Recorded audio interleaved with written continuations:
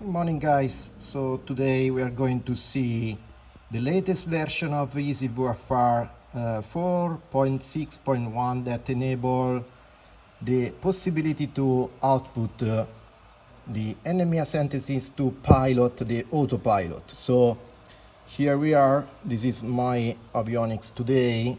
So here we have a device with the EasyVFR, so we can show you how we can select the configuration panel, so system, GPS sharing, and then you can go here and select, as you can see, there is enable over UDP the EP of the Stratux device or RB device, so or RB Avionics device. So because today we released the patch also for Stratux. So now it's stopped, as you can see.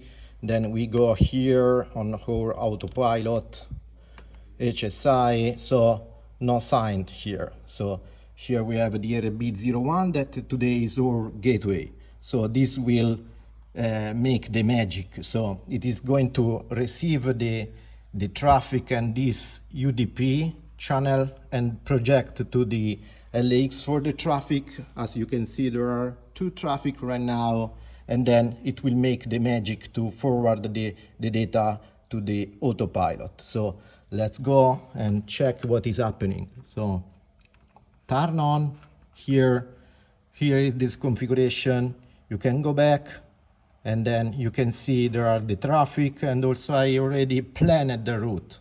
So now what is going on is that we are going to enable the traffic receiver on the Stratux. So as example, we set the port 1, 2, 3, 4. Now we already set the patch on the Stratux. This is the setting panel.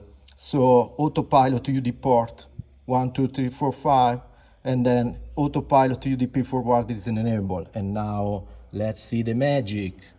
Here we go. We have all the data that is forwarded to the autopilot, and everything is integrated. So if we were going to change route, it is going to update automatically.